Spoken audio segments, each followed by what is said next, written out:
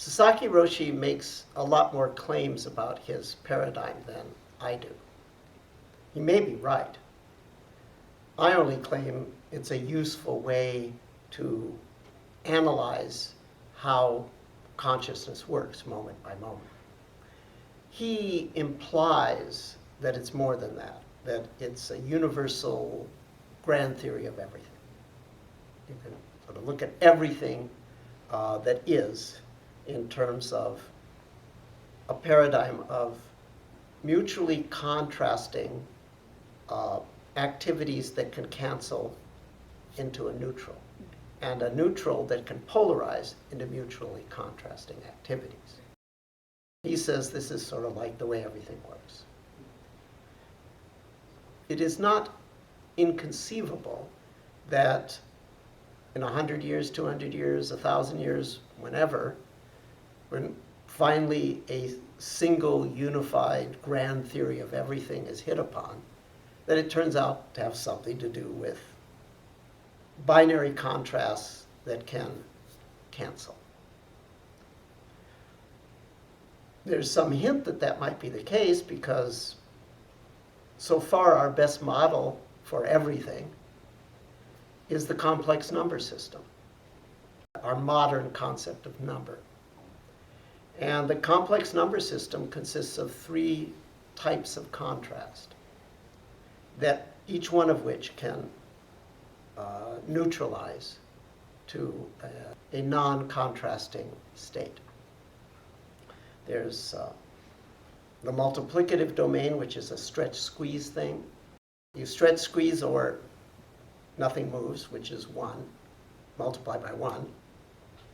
Or you can multiply by a number whose absolute value is less than 1, that will squeeze things. You can multiply by a number whose absolute value is greater than 1, that will stretch things. But if you multiply by 1, it's a neutral element. Then you have the additive domain, where you can move to the right, move to the left, or not move at all. So, or front, back, top, bottom, or any direction of any vector. Well, in the complex plane, it's a two-dimensional thing. In other words, move in one direction, move oppositely in that direction. They cancel out. That's additive 0. And then there's a rotational component in the complex numbers where you can turn to the right, turn to the left, or not turn at all. T.S. Eliot talks about the spirit as the dance. Except for the point, the still point, there would be no dance. And there is only the dance. If you look at a dancer, what do? Like Martha Graham, right? Stretch your arms out, bring your arms in. Okay, there's sort of stretch, squeeze, but they also move up, move down, they jump, they move to the right, they move to the left, they turn to the right, turn to the left.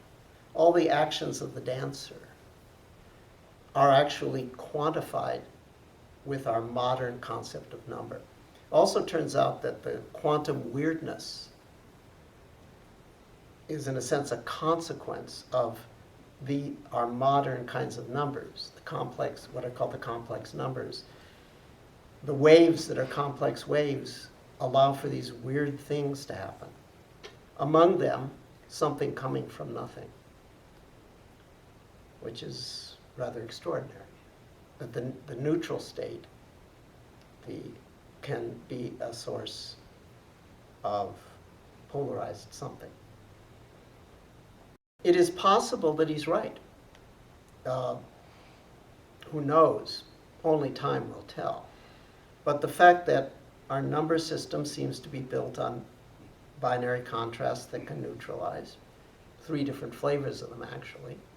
The fact that he says consciousness is this contrasting, neutralizing activity could be that this is pointing towards a grand theory of everything. The whole point in experiencing this is that it's analogous to the peristalsis of a formless womb. And as you begin to experience yourself and the world coming from this doing and returning to this doing, even though the doing is impersonal and empty,